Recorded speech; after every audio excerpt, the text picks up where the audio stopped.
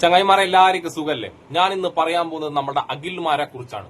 ഒരു കാലത്ത് സംഘികളുടെ എല്ലാമായ ജീവവായുവായ സംഘിമാരാർ ഇടക്കാലത്ത് ദേശദ്രോഹിയാന്നും മറ്റ് സംഘികൾ തന്നെ അറസ്റ്റ് ചെയ്യാൻ വേണ്ടി നോക്കി. അപ്പൊ അഖിൽമാരാർ പറഞ്ഞ സംഘികളോട്, നിങ്ങൾ എന്നെ അറസ്റ്റ് ചെയ്യിപ്പിച്ചു കഴിഞ്ഞാൽ ഞാൻ ജയിലിലായി തിരിച്ചു വന്നു കഴിഞ്ഞാൽ സംഘികളെ നിങ്ങൾ അടിമുടിയില്ലാണ്ടാക്കേണ്ട എല്ലാ പ്രവൃത്തിയും ഞാൻ ചെയ്യുന്ന പോയിട്ട് വന്ന സംഘിമാരാർ വീണ്ടും സംഘിയായി. കുറെ ആൾക്കാർ വരെ ഇയാൾ സംഘികൾക്ക് ആഞ്ഞടിക്കുന്നു. ഒരാഞ്ഞടിയില്ല. വീണ്ടും നീ സംഖ്യയാവുകയാണല്ലോ അഖിൽമാരാറെ.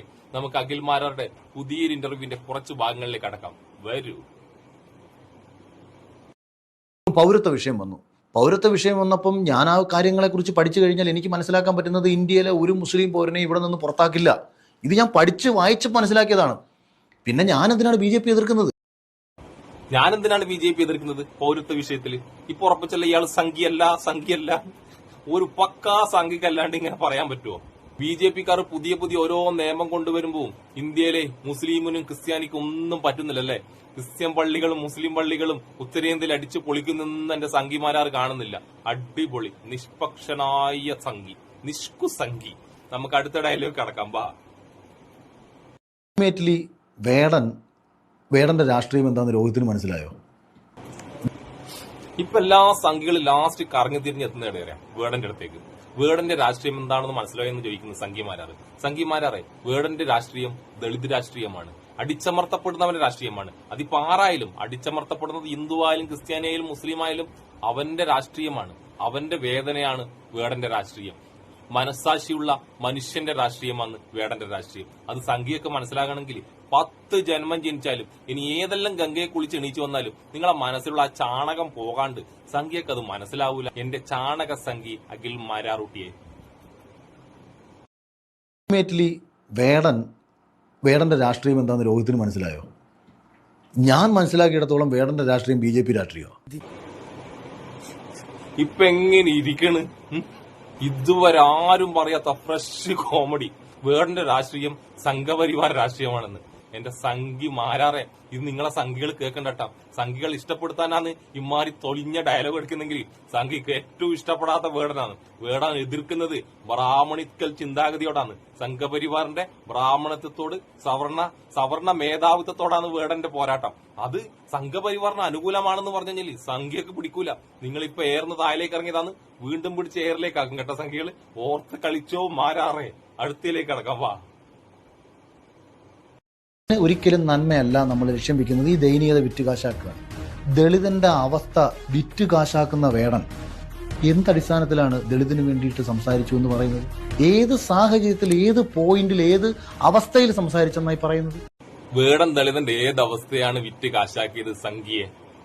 സംഘിമാരാർ നീ പറ. ഏതവസ്ഥയാണ് വേടൻ വിറ്റ് കാശാക്കിയത്?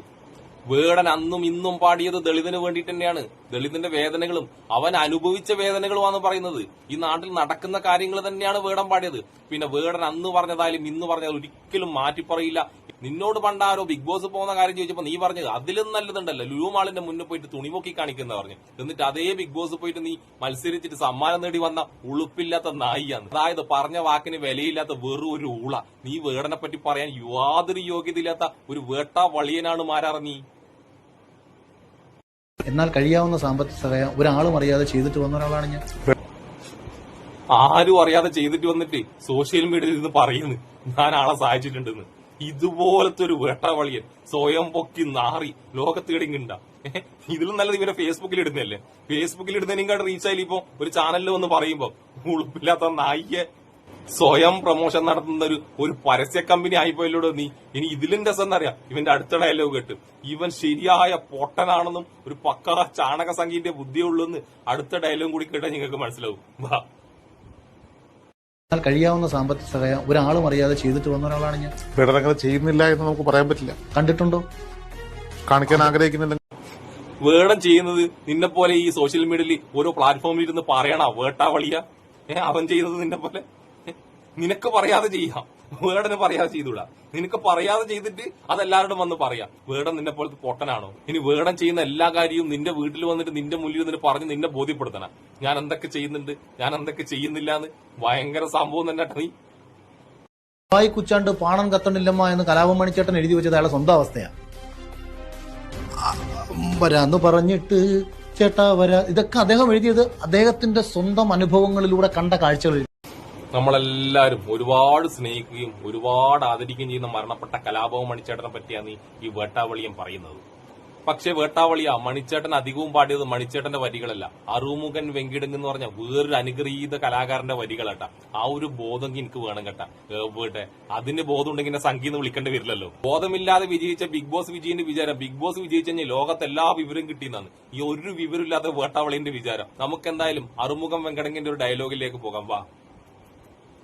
നമ്മുടെ എല്ലാം പ്രിയപ്പെട്ട ശ്രീ കലാഭവൻ മണിക്ക് വേണ്ടി 200-ലധികം നാടൻ പാട്ട് എഴുതിയ ശ്രീ അറുമുഖൻ വെങ്കിടങ്ങാണ് ഇന്ന് നമ്മുടെ അതിഥി. സത്യം പറഞ്ഞാൽ നാടൻപാട്ടല്ലായിരുന്നു അതിൻ്റെ വിഷയം. ഞാനൊരു ദളിത് വീക്ഷണമുള്ള ഒരാളാണ്. എന്തെങ്കിലും മനസ്സിലായി ആ ചാണക സംഖ്യ മാരാറെ. അറുമുഖം വെങ്കിടങ്ങ് എഴുതിയത് ദളിതിന് വേണ്ടിയിട്ട് തന്നെയാണ്. ദളിതിന് വേണ്ടിയിട്ട് തന്നെയാണ് നമ്മളെ കലാഭവൻ മണിയും പാടിയത്. കലാഭവൻ മണി പാടിയതും അറുമുഖം വെങ്കിടങ്ങ് എഴുതിയതും ദളിതിന് വേണ്ടിയിട്ടാണെന്നും സവർണർക്ക് എതിരാണെന്നും ബ്രാഹ്മണത്വത്തിന് എതിരാണെന്നും മനസ്സിലാക്കാൻ വേണ്ടിയിട്ട് അന്നത്തെ സംഖ്യക്ക് ബുദ്ധി ഇല്ലാണ്ടായിപ്പോയി. അന്നത്തെ സംഖ്യക്ക് അതിന് ബുദ്ധി ഉണ്ടായിരുന്നെങ്കിൽ ഈ നമ്മളെ കലാഭവൻ മണിനെ അടക്കം ഈ സംഖ്യകൾ തെറി വിളിച്ചിട്ടുണ്ടാവും. ഈ അറുമുഖം വെങ്കിടങ്ങനെയും തെറി വിളിക്കുന്നുണ്ടാവും. പക്ഷെ ഇപ്പത്തെ സംഖ്യക്ക് ബുദ്ധി വന്നത് കൊണ്ടല്ലട്ടാ. ബുദ്ധിയുള്ള കുറച്ച് ആൾക്കാർ ഈ വേടം പാടിയത് ഈ വേട്ടാവളിയന്മാർ സംഖ്യകൾക്കെതിരാണ്, ഈ സവർണ സംഖ്യകൾക്കെതിരാണെന്ന് പറഞ്ഞ് മനസ്സിലാക്കി കൊടുത്ത്. എന്നാലെങ്കിൽ ഈ പൊട്ടന്മാർക്ക് തിരിയണ്ടേ. അങ്ങനെ മനസ്സിലാക്കിയപ്പോഴാണ് ഇവര് വേടനെതിരായത്.